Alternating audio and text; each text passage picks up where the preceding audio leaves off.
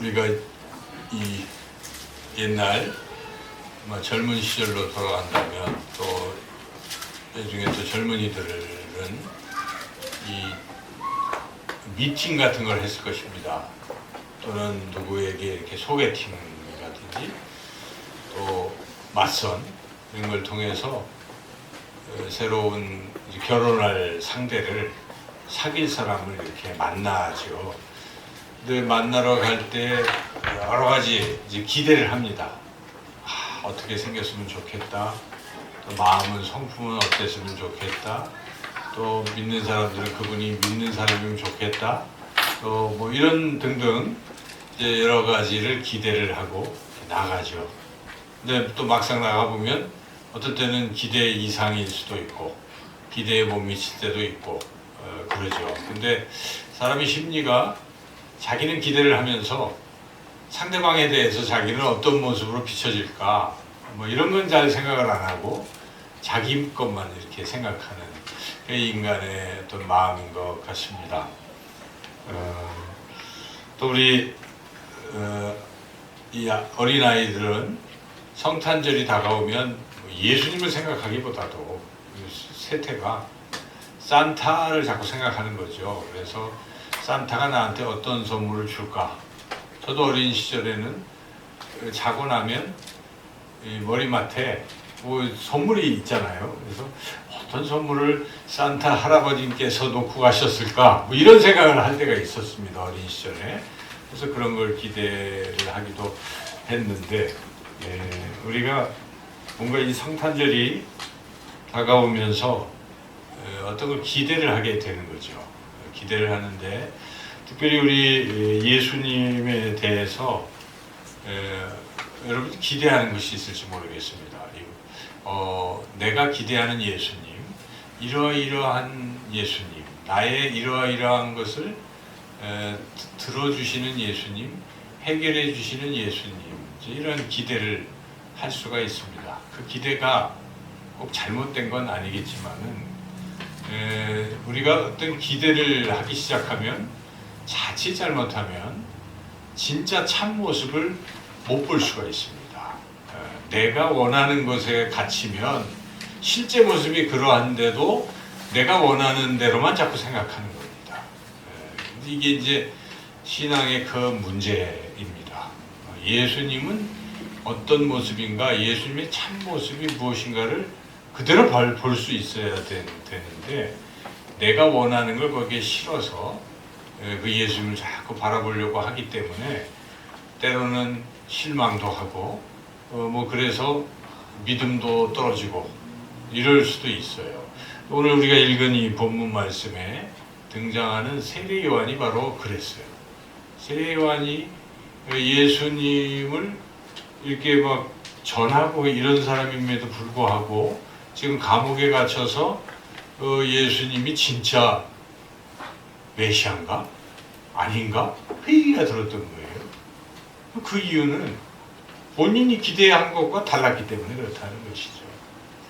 그래서 우리가 오늘 이 말씀을 통해서 예수님은 정말 어떤 분이신가? 성경은 우리에게 예수님을 어떻게 말씀하고 있는지 우리가 말씀을 통해서 바르게 깨닫기를 소망합니다. 오늘 우리 말씀 먼저 2절 3절 말씀 같이 한번 읽어보겠습니다.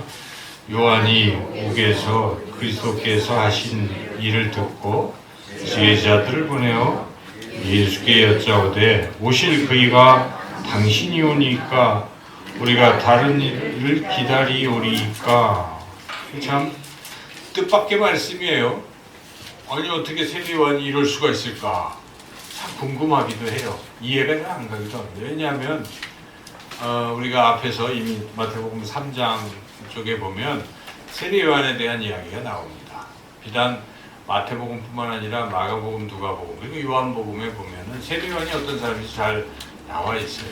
심지어 구약 성경의 맨 말라기 마지막 장에도 세례 요한에 대한 엘리야라고 하면서 오실 메시아를 길을 준비하는 사람으로서 그 엘리야를 소개하고 있는데 바로 엘리야가 세례 요한이거든요. 그래서 오실 엘리야가 세례 요한인데, 왜냐하면 세례 요한은 엘리야가 입었던 옷, 먹었던 것 똑같은 것을 먹고 그걸 그대로 이제 이루어간 사람이기 때문에, 세례 요한은 그야말로 우리 예수님보다 6개월 먼저 태어나서 예수님의 오실 길을 잘 예비한 사람입니다. 그래서 예수님이 이렇게 오실 때 예수님께 세례를 받아야 된다고 하는데, 예수님이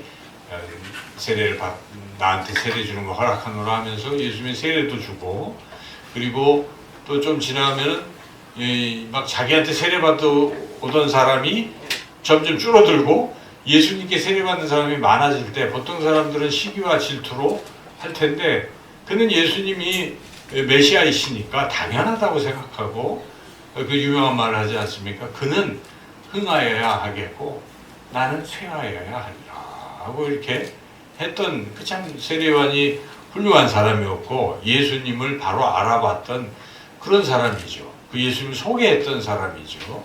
그런데 세례 요한이 이제 그 헤롯 왕이 이 결혼을 이상하게 남의 아내를 빼앗고 뭐 이런 어떤 잘못된 것을 했을 때 그걸 지적을 하다가 헤롯 왕의 미움을 사서 지금 감옥에 갇혀 있는 거예요, 지금.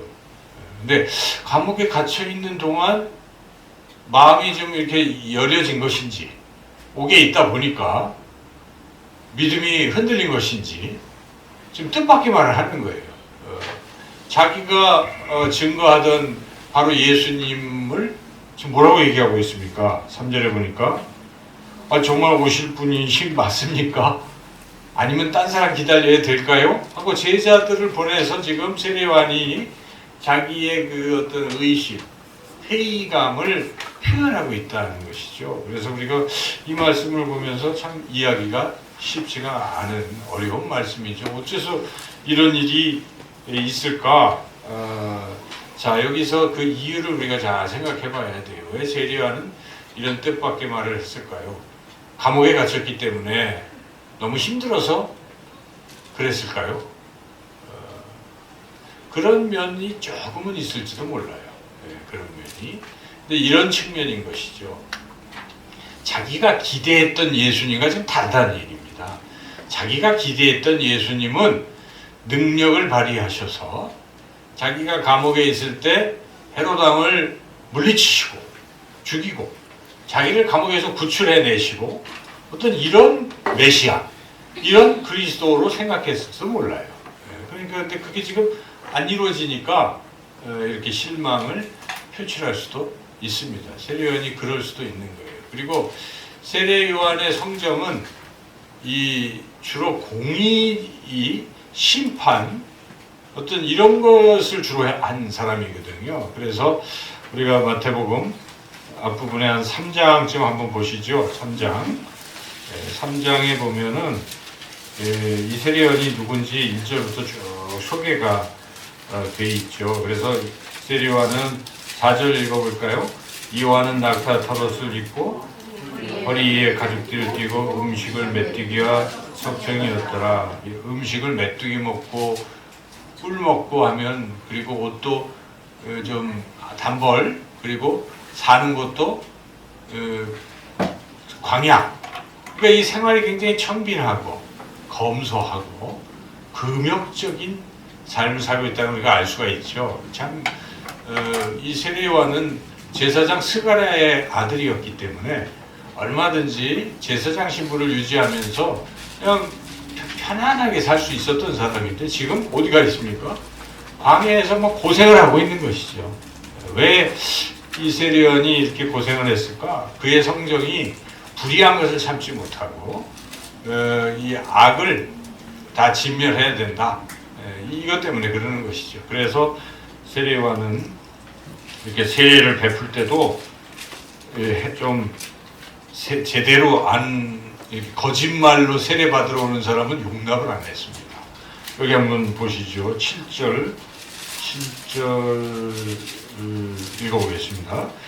요한이 많은 바리새인들과 사두개인들이 세례 베푸는 대로 오는 것을 보고 이르되, 독사의 자식들아, 누가 너희를 가르쳐 임박한 진노를 피하라 하더냐. 그러니까 진짜 회개 안 하고 어떻게 하든지 죄사함은 받고 그리고 저 천국에 가려고 이렇게 오는 이런 부류의 사람들을 받아주지를 않고 뭐하고 있습니까? 독사의 자식들아 하면서 배척하고 있는 것이죠. 그리고 회개를 하려면 똑바로 해라.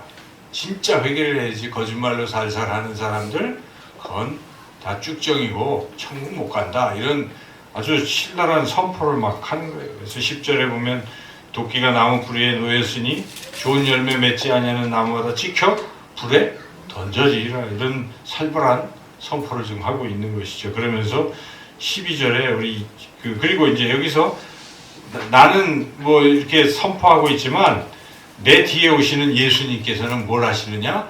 예수님이 하신 일에 대한 기대가 세례요한의 기대가 잘 드러나 있는 말씀이 12절 같이 읽어보겠습니다. 손에 키를 들고 자기의 타작마당을 정하게 하사 알곡은 모아 곡간에 들이고 쭉정에는 꺼지지 않는 불에 태우시리라. 상당히 준엄하죠. 법대로 뭐 해서 안 되는 사람 다 쭉정이 이렇게 지금 선포하고 있는 거예요. 죄 짓고 죄를 뉘우치지도 못하고 회개도 안 하고 여전히 품고 있는 자는 지옥불에 던져진다. 이런 선포죠. 아주 꼭 필요한 말씀이기도 해요. 사실 구약에 우리가 지금 호세아서도 읽고 쭉 하고 있지만 회개를 촉구하는 말씀들이기 때문에 우리가 죄를 회개하는 건 맞아요. 이 세례요한이 이렇게 선포하는 게 틀린 건 아니죠. 틀린 건 아닌데 근데 세례요한이 지금 이렇게 생각을 가지고 예수님이 바로 그것을 이루실 분으로 지금 생각을 했는데 웬걸 이 바리새인 사두개인 또 이 헤롯 왕 이런 자들 그대로 두는 거예요. 악이 사라지지 않는 것이죠. 마치 구약 선지자 가운데 하박국 선지자가 어찌하여 하나님 불의가 세상에 계속 판치고 있습니까 하면서 항변하는 것과 똑같은 이치죠. 지금 세례요한이 그런 마음을 가지고 예수님이 하시는 일을 보니까 그렇지 않으니까 실망을 하고 지금 이런 질문을 던지는 것이죠. 자, 이러한 질문을 할 때 우리 신앙 여기에 비춰봐야 돼요. 여러분 우리 신앙은 어떻습니까? 우리는 우리가 생각하는 걸 가지고 하나님을 믿습니까? 잘못된 신앙입니다. 그래서 내가 만든 하나님이에요. 하나님을 내가 상상해서 내가 원하는 대로 믿고 있다. 문제입니다. 절대 잘못된 거예요. 우상입니다. 우상, 자기가 만든 우상이 뭡니까? 자기가 만든 하나님이에요. 얼마든지 사람 그렇게 할 수 있어요. 자기 편의대로. 자기가 원하는 욕망을 채우기 위해서 신을 하나 만들어 놓고 그 신에게 기대는 것, 이건 잘못된 거예요. 하나님은 하나님이십니다. 그래서 우리가 하나님을 내 상상으로 아는 것이 아닙니다.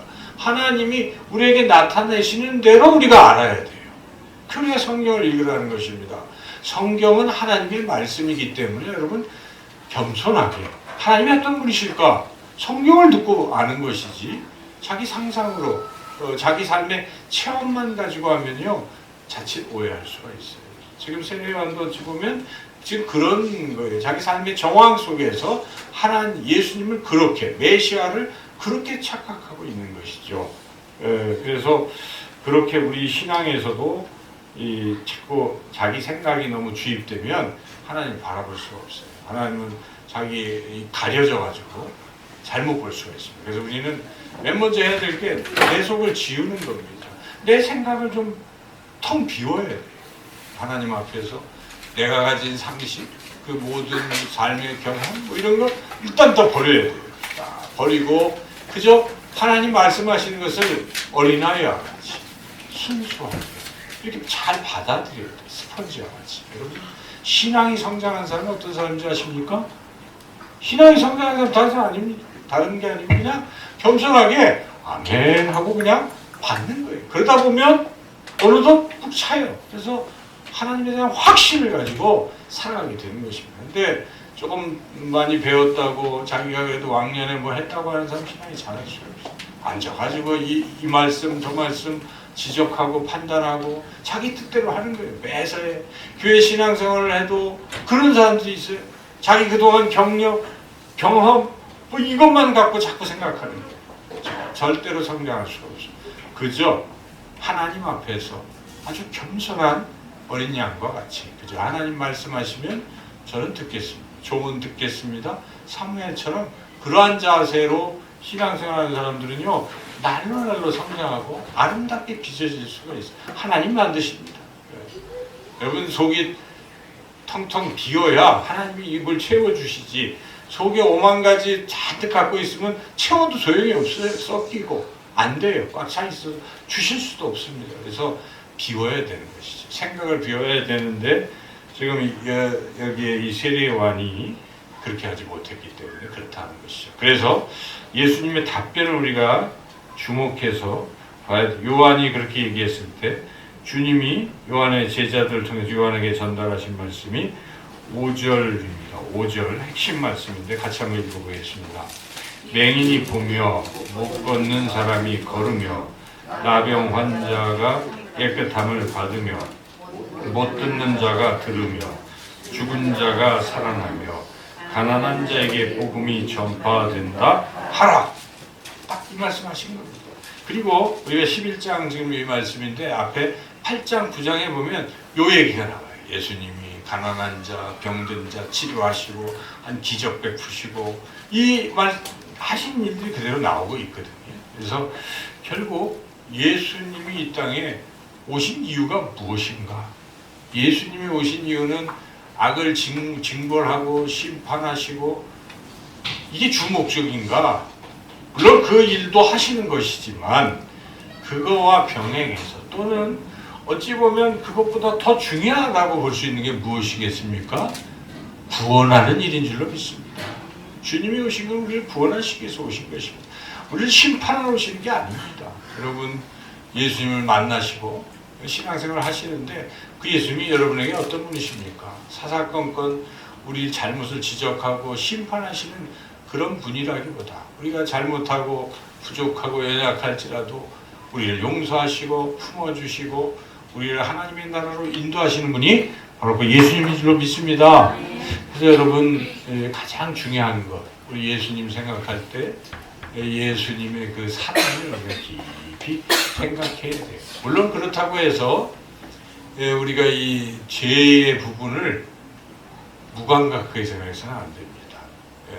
하나님은 죄는 항상 미워하시는 겁니다. 여러분 죄는 싫어하세요. 하나님 죄와 하나님은 같이 상존할 수가 없는 거예요. 하나님은 거룩하시기 때문에 죄와 함께 할 수 있어요. 그래서 죄는 하나님은 영원히 미워하시고 죄는 심판하세요. 그러나 죄를 짓고 있는 인간, 죄인, 사람은 하나님은 미워하시지 아니하시고 사랑하신다는 것입니다.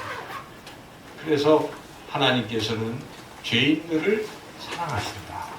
내가 비록 죄를 짓고 나쁜 짓 많이 하고 할지라도 하나님이 여전히 나를 사랑하신 줄로 믿습니다. 그러니까 우리가 그 신앙을 가져야 돼요. 우리가 죽음에 이르기 전까지 하나님은 끝까지 나를 붙들고 계세요. 단 우리는 회개해야 되겠죠. 죄에서. 그리고 회개한다는 것은 이제는 죄 속에 있는 게 아니라 하나님께로 돌아온다는 게 회개입니다. 돌이킨다는 거예요. 그래서 하나님을 향하는 사람입니다.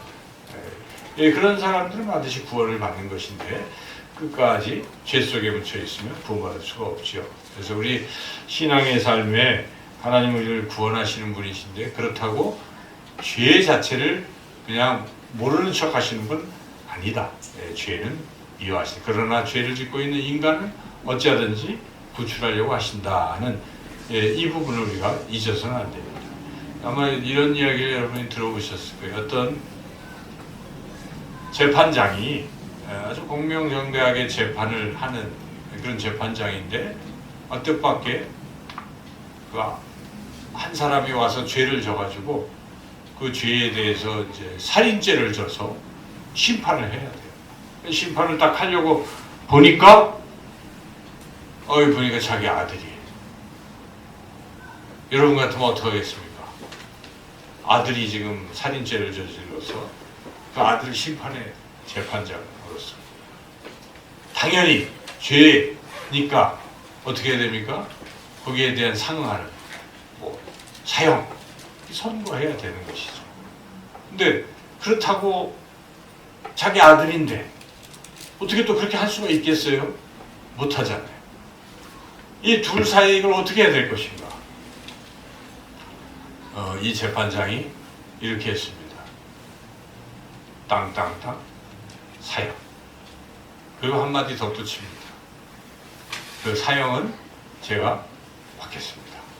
대신 제가 사형을 당하겠습니다. 이 짧은 이야기가 우리에게 주는 것이 무엇입니까? 바로 하나님께서는 우리의 죄를 모른 척, 또 죄 없다고 그냥 말하실 수 없는 것입니다. 죄는 죄 아닙니까? 그래서 우리의 죄에 대해서 하나님 심판을 하시는 거예요. 그것은 사형입니다. 죄는 죄의 삭슨 사망, 사형입니다. 근데 하나님은 죄인된 우리를 사랑하시기 때문에 그대로 둘 수가 없는 거예요. 그래서 하나님께서 내려오신 것입니다. 사람이 되셨습니다. 그분이 예수님이신 것입니다, 여러분. 삼위일체 하나님, 이 우주 만물을 만드신 그 삼위일체 하나님께서 서로 말씀하신 거예요. 계획하신 거예요. 인간들을 구원하기 위해서 그 중에 하나님 아버지의 아들이신 예수님이 내려오기로 결정하신 거예요. 하나님 아버지께서 그렇게 계획하셨어요. 이 계획에 대해서 아들인 예수님께서 제가 그렇게 하겠습니다. 순종하고 사람의 모습으로 오신 분이 예수님이세요. 여러분, 예수님 그냥 인간으로만 생각하면 안 됩니다. 예수님은 2000년 전에 물론 유태인의 그런 삶의 그런 육체를 가지고 오신 분임이 틀림없습니다. 그러나 그분은 바로 하나님이십니다. 하나님이 사람이 되신 것입니다. 그래서 우리가 임마누엘이라 이사야서에 그것이 다 이미 예수님 오시기 800년 전에 예언이 돼 있었어요. 임마누엘이 아니라 이사야 7장 14절에 예수님의 이름을 통해서 예수님이 어떤 분이신가? 임마누엘에 대해서 하나님 우리가 함께 하신다는 뜻입니다. 하나님이 우리를 구원하시려고 사람이 되신 거예요. 그분이 예수님이십니다. 여러분, 그렇게 예수님이 이 땅에 오셔서 우리의 죄를 대신 짊어지시고 우리가 죽어야 할 십자가에서 대신 죽으신 것입니다. 그래서 우리가 그것을 믿는 자들은 구원을 받는 것입니다. 이것이 바로 하나님의 사랑입니다. 또한 하나님의 공의라는 것입니다. 이 바로 십자가에서 하나님의 공의와 사랑이 만나는 거예요. 공의라는 건 무엇입니까? 의로운 것. 죄에 대해서 심판을 하는 게 공의입니다. 여러분, 이 세상에 죄를 그대로 방치하면 어떻게 되겠습니까? 세상은 무법천지가 될 것이고 다른 사람 손해보는 사람이 엄청 많아질 것입니다. 그러므로 법대로 정정당당하게 잘못된 것을 심판을 해야 돼요. 그 세상, 그게 하나님의 공의의 법칙입니다. 하나님 그것도 만족하실 것입니다. 대신 십자가를 지심으로. 그리고 인간을 법대로 처벌하실 수가 없기 때문에 우리를 살리시기 위해서 대신 그렇게 죽으신 것입니다. 바로 그것은 하나님의 극진하신 사랑이 또 그 속에 드러나 있다는 것이죠. 이렇게 공의와 사랑이 같이 존재하는 것입니다. 마치 동전의 양면처럼 이것은 떨어지는 게 아닙니다. 같이 십자가에서 그것이 이루어진 것이에요. 이러한 신앙, 이런 균형 잡힌 신앙이 필요하다는 것입니다. 근데 오늘 본문의 세례요한은 이 균형이 어떻게 됐습니까? 깨졌어요. 그래서 뭐만 강조하고 있습니까? 공의만 강조해요. 막 쭉정이 막 이렇게. 근데 그게 틀린 건 아니잖아요. 공의가 있어야 돼요. 이 땅에 정의가 살아 있어야 됩니다. 그러나 공의만 하는 게 아니라는 거예요. 이게 사랑의 부분을 세례 요한이 잘 잊어버렸기 때문에 우리 예수님이 그 공의를 강조하는 그에게 오늘 우리가 읽은 5절처럼 그렇게 사랑으로 이렇게 나는 하러 왔노라 라고 말씀하신 것입니다. 그런데 이 세례 요한이 예수님의 이 말씀을 전해 듣고도 여전히 자기 고집을 부린다면 어떻게 될까요? 복을 받을 수가 없다는 것입니다. 6절을 읽어보겠습니다. 누구든지 나로 말미암아 실족하지 아니하는 자는 복이 있도다 하시니라. 여기 누구든지에는 세례 요한을 지금 듣고 하는 얘기, 말이 쭉 이어지고 있기 때문에 세례 요한일지라도 그가 나 때문에 이렇게 메시아인 줄 몰라보고 다른 사람 기다려야 될 거야 하고 있을 때 지금 예수님이 내가 진짜 메시아야 하고 알려주셨건만 자기 고집 계속 부리고 안 받아들이면 실족하는 거예요. 그러면 그에게 줄 그 복이 사라진다는 것입니다. 구원의 복이 사라지는 것입니다. 여러분, 우리 신앙생활은 그런 거예요. 내 생각만 고집하면요 하나님의 복을 누릴 수가 없어요. 딱 적어야 돼요. 그죠? 하나님 했을 때 내가 생각할 수 없는 놀라운 복을 이렇게 받아 누리게 될 줄로 믿습니다. 구원받는 것은 그런 원리예요. 그렇죠? 그래서 왜 예수님은, 하나님은 우리에게 믿음을 통해서 구원을 받게 하셨을까요? 만약에 행위로서 내가 착한 일에서 구원받는다고 치면 자랑도 막 하려고 할 것이고 또 그것도 불가능한 일이지만 그런 방법으로 안 하신 이유는 무엇입니까? 그죠? 나는 아무것도 할 수 없다. 이 구원은 전적으로 하나님이 내게 주신 것이다 하는 것을 깨닫게 하려고. 그래서 에베소서 2장 8절 9절에 누구든지 행위대로 구원하지 아니하시고 구원은 하나님의 선물이 이는 자랑치 못하게 하려 함이라 이런 말씀 있지 않습니까? 그래서 우리가 하나님 앞에서는 늘 내려놓고 겸손해야 되고 그리고 오늘 본문을 통해서 이런 공의와 사랑의 균형을 이루어야 되겠구나 하는 것을 깊이 깨닫습니다. 바로 우리 예수님이 이 땅에 오신 것은 두 가지를 다 우리에게 주시기 위해서 오신 것입니다. 하나는 우리의 의로움을 만족시켜 주시기 위해서 공의의 하나님으로 그리고 또한 우리를 지극히 사랑하시는 사랑의 하나님 두 가지 모습으로 오신 줄로 믿습니다. 이것을 우리가 잘 믿어야 되는 것이고 예수님이 이 세례 요한에 대해서 그 뒤로는 7절부터 쭉 평가를 하셨는데 우리가 이 마지막 11절 말씀에 주목을 해야 되겠습니다. 어려운 말씀인데 11절 말씀 한번 읽어보겠습니다. 내가 진실로 너에게 말하노니 여자가 낳은 자 중에 세례 요한보다 큰 이가 일어남이 없도다. 그러나 천국에서는 극히 작은 자라도 그보다 크니라. 세례 요한이 최고라고 지금 그러셨거든요. 예수님 진짜 선지자 중에 선지자 그렇지만 천국에 가면 작은 자다. 곧 너희들 예수님을 똑바로 알고 예수님을 바르게 받아들이고 믿는 너희들이 큰 자다. 지금 현재로서는 세례 요한은 그 부분에 그 오실 분이 그분인가 지금 혼동된 부분이 있었기 때문에 한쪽만 자꾸 생각했기 때문에 만약 그대로 그렇게만 한다면 작은 자가 될 수 있다 하는 위험을 지적한 것입니다. 그래서 우리가 오늘 본문을 통해서 우리 신앙 결국 예수님을 우리가 어떤 분으로 받아들이냐 하는 게 신앙의 핵심인데 예수님이 어떤 분이십니까? 예수님은 사랑의 하나님이시오. 또한 우리의 의로움이 되시는 공의의 하나님이십니다. 이 공의와 이 사랑을 우리에게 주시는 예수님을 여러분 잘 믿으시고 그리고 이제 성탄절에도 바로 그러한 예수님으로 받아들이시기를 주님의 이름으로 축원합니다.